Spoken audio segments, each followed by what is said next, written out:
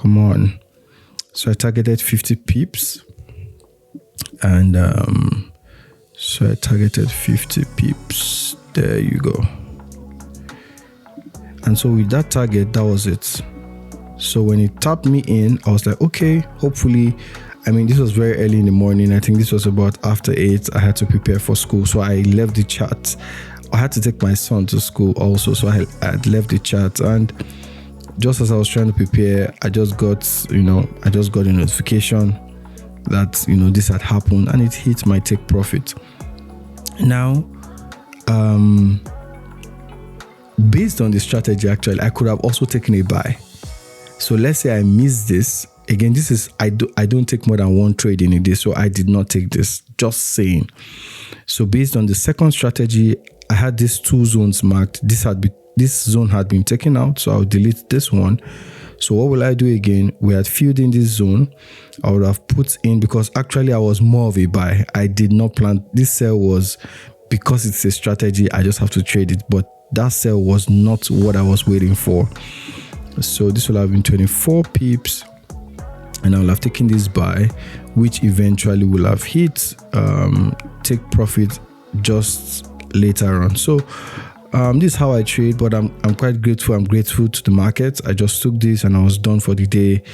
And this is how I got the trade that made me. I just passed the challenge on a 100K account, which though it's not my personal account, but I'm actually working on that account with a person together, and this was a trade that passed that challenge.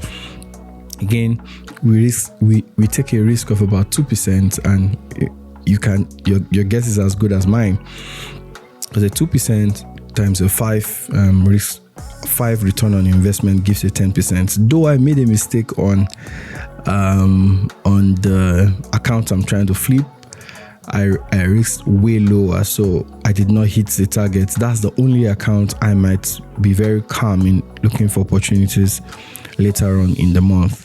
So again, I think this type of strategy actually can work on other pairs. Though I don't think I want to trade other pairs, but I think it will work on other pairs. Look out for. So let me just give, I'll leave this for another video, but let me say it here. Look out for a place where that your particular pair, where it reacts the most. It might react from a fair value gap on a higher time frame. Let's say on the 6 hour, 4 hours, 8 hours, 12 hours. Look at where the pair reacts the most. Look out for definite order blocks in that zone where it reacts the most, and then look out for this, my simple entry, and you're good to go. To just keep this short and crisp, this is how I traded for the month of October, and I hope to speak more about psychology, trading, and many other things in later videos. Till the next video, have a good one. Bye.